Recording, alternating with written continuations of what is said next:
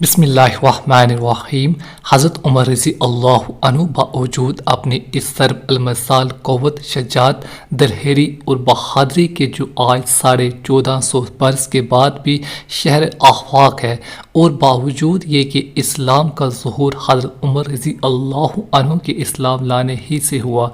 اسلام لانے کے بعد اپنے اسلام کا اخفا گوارا نہ ہوا۔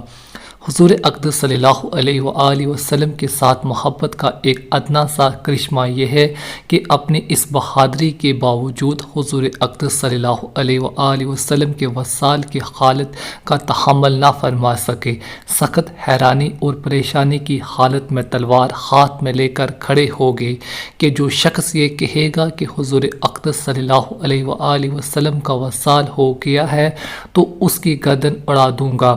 حضور اقدس صلی اللہ علیہ وآلہ وسلم تو اپنے رب کے پاس تشریف لے گئے ہیں، جیسا کہ حضرت موسیٰ اعلیٰ نبی علیہ السلام طور پر تشریف لے گئے تھے۔ ان قریب حضور اقدس صلی اللہ علیہ وآلہ وسلم واپس تشریف لائیں گے اور ان لوگوں کے ہاتھ پاؤں کاٹ دیں گے جو حضور اقدس صلی اللہ علیہ وآلہ وسلم کے انتقال کی جھوٹی خبر اڑا رہے ہیں۔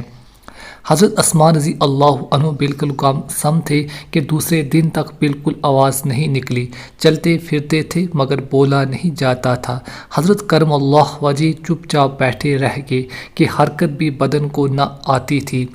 صرف ایک حضرت ابوبکر صدیق رضی اللہ عنہ کا دم تھا کہ اس وقت کے پہاڑ جیسے وقت کو برداشت کیا اور اپنی اس محبت کے باوجود جو پہلے قصے میں گزری اس وقت نہایت سکون سے تشریف لا کر اول حضور اقدس صلی اللہ علیہ وآلہ وسلم کی پیشانی مبارک کو بوسہ دیا اور باہر تشریف لا کر حضرت عمر رضی اللہ عنہ کو ارشاد فرمایا کہ بیٹھ جاؤ۔ اس کے بعد خطبہ پڑھا جس کا حاصل یہ تھا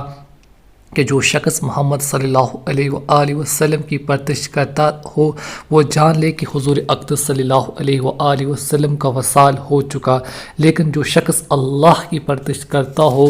وہ سمجھ لے کہ اللہ تعالی شانہ زندہ ہے اور ہمیشہ رہنے والے ہیں۔ اس کے بعد کلام پاک کی آیت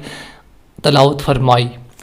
ترجمہ: محمد صلی اللہ علیہ وآلہ وسلم میرے رسول ہی تو ہے، خدا تو نہیں جس پر موت وغیرہ نہ آ سکے، سو اگر آپ صلی اللہ علیہ وآلہ وسلم کا انتقال ہو جائے یا آپ صلی اللہ علیہ وآلہ وسلم شہید بھی ہو جائیں تو کیا تم لوگ الٹے پھر جاؤ گے؟ اور جو شخص الٹا پھر جائے گا تو خدا تعالیٰ کا تو کوئی نقصان نہیں کرے گا، اپنا ہی کچھ کھوئے گا، اور خدا تعالی شانہ جلد ہی جزا دے گا حق شناس لوگوں کو۔ چونکہ اللہ جل شانہ کو حضرت ابوبکر صدیق رضی اللہ عنہ سے خلافت کا اہم کام لینا تھا، اس لیے ان کی شان اس وقت یہی حالت تھی۔ اس وجہ سے اس وقت جس قدر استقال اور تحمل حضرت صدیق اکبر رضی اللہ عنہ میں تھا کسی میں بھی نہ تھا، اور اس کے ساتھ ہی جس قدر مسائل دفن، وراثت وغیرہ کے اس وقت کے مناسب حضرت صدیق اکبر رضی اللہ عنہ کو معلوم تھے، مجموعی طور پر کسی کو بھی معلوم نہ تھے۔ چنانچہ حضور اقدس صلی اللہ علیہ وآلہ وسلم کے دفن میں اختلاف ہوا کہ مکہ مکرمہ میں دفن کیا جائے یا مدینہ منورہ میں یا بیت المقدس میں، تو حضرت ابوبکر صدیق رضی اللہ عنہ نے فرمایا کہ میں نے حضور اقدس صلی اللہ علیہ وآلہ وسلم سے سنا ہے کہ نبی کی قبر اسی جگہ ہوتی ہے جہاں اس کی وفات ہو، لہٰذا جس جگہ وفات ہوئی ہے اسی جگہ قبر کھود دی جائے۔ آپ رضی اللہ عنہ نے فرمایا کہ میں نے حضور اقدس صلی اللہ علیہ وآلہ وسلم سے سنا کہ ہم لوگوں یعنی انبیاء کا کوئی وارث نہیں ہوتا، جو کچھ ہم چھوڑتے ہیں وہ صدقہ ہوتا ہے۔ آپ رضی اللہ عنہ نے فرمایا میں نے حضور اقدس صلی اللہ علیہ وآلہ وسلم سے سنا ہے جو شخص مسلمانوں کی حکومت کا متولی بنے اور وہ لاپرواہی سے کوتاہی کرتے ہوئے کسی دوسرے کو امیر بنائے، اس پر لعنت ہو۔ نیز حضور اقدس صلی اللہ علیہ وآلہ وسلم کا ارشاد کہ قریش اس امر یعنی سلطنت کے متولی ہے وغیرہ وغیرہ۔